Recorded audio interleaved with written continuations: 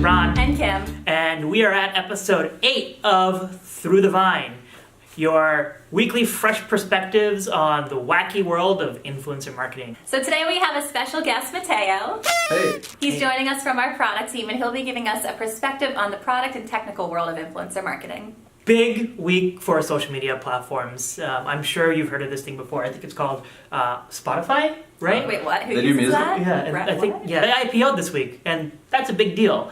And it's a big deal because when you IPO, that naturally kind of demands, at least from your investors, new avenues to accrue revenue. Right. I mean, we've seen this with Facebook's programmatic, advertising marketplace. We're seeing this with Snapchat's, marketplace, and I think what a lot of people are going to be seeing is maybe Spotify could perhaps adopt this same approach. What do you guys think that could look like?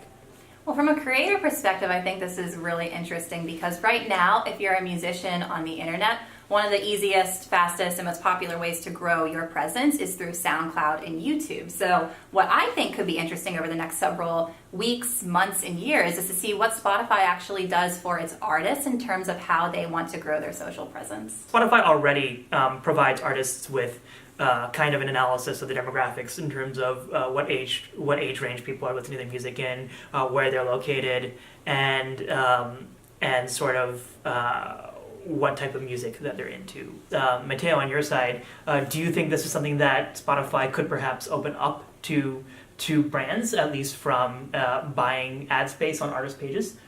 Yeah, I mean, I think it could be really cool. The only tough part with it is going to be kind of maintaining the balance that they have right now, which is basically just having this really sleek, smooth product that really focuses just purely on the music. Because I mean, that's what they are at the core. That's what people pay for it. Yeah, right. yeah. And when I go on Spotify, I'm just focused on the music, and I pay the subscription every month, and I don't want to. Because I don't want the ads in between, right? The music, yeah. So I think they can fit that in, but they're gonna have to be careful to do it tastefully and kind of maintain that experience of, non-intrusion. Right? Yeah, of just knowing that this music is here for you, whether it's by our algorithm or our curators. Paying customers are paying so they don't have to listen to the ads, right? Mm-hmm. So I would imagine that there must be some way to kind of integrate, display ads into a musician's page. They already have some places if you go through profiles to promote their own merch.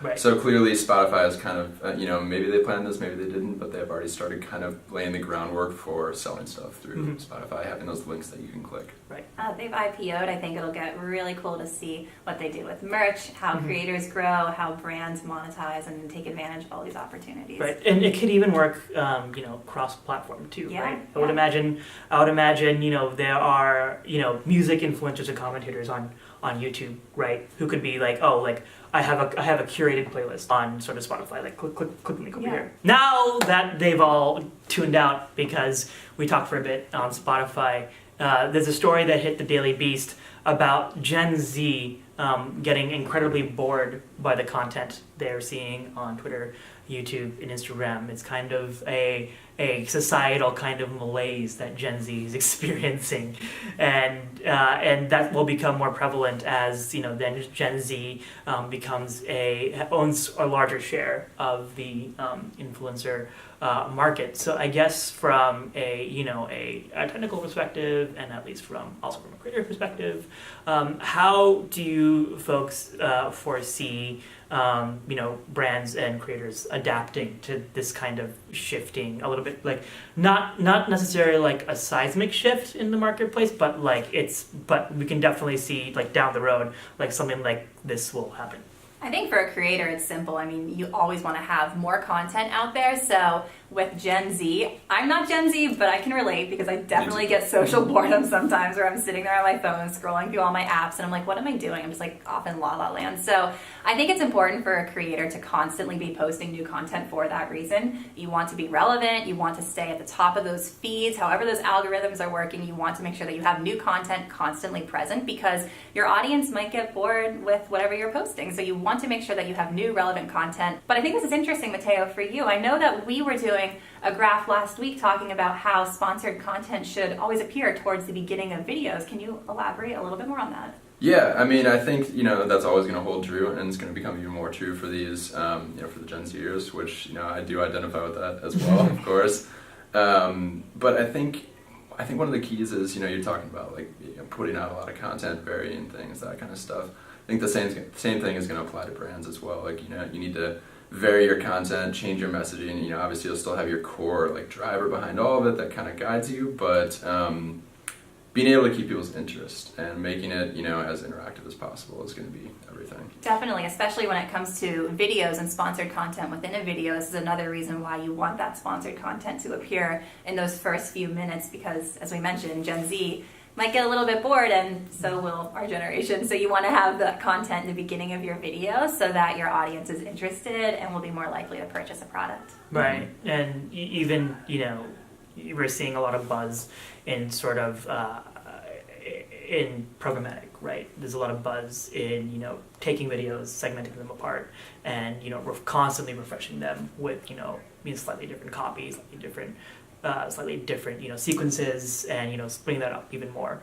And so I think even more so for brands, it will require a much more concerted effort into refreshing ad campaigns, reaching out to new creators, working with the creator and saying like, all right, we're gonna do multiple versions of this same kind of a concept or idea, and we're gonna break it up to different audiences, or we're just gonna kind of slightly refresh it as time goes on. So people Gen Z, it's gonna be less about having kind of like a one-off video, but more of making an effort to actually build a more collaborative relationship with a creator to constantly and consistently deliver refreshing and engaging content. That's something that we tell a lot of our brands that we work with, that you want to have more than one piece of content, and it's really helpful to have the same creator producing content over the course of a few days or a few weeks and really building up that trust and loyalty within their audience, because ultimately you'll be able to capitalize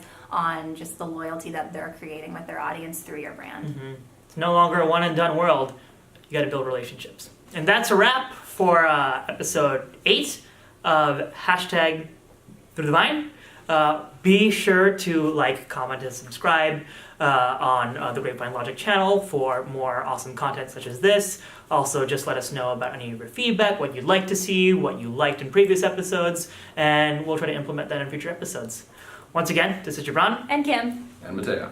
And we'll see you next week. Bye, guys. From Gibran. Yeah. Who taught how... That was good. You're natural. Fly me to the moon. All right. Friday, everybody. It's Gibran. And Kim. Spotify. Well, Spotify. IPO. They have a lot of... And Mateo. No. You're popular over here. Yeah. Right. Bloopers on point this week. That's a wrap.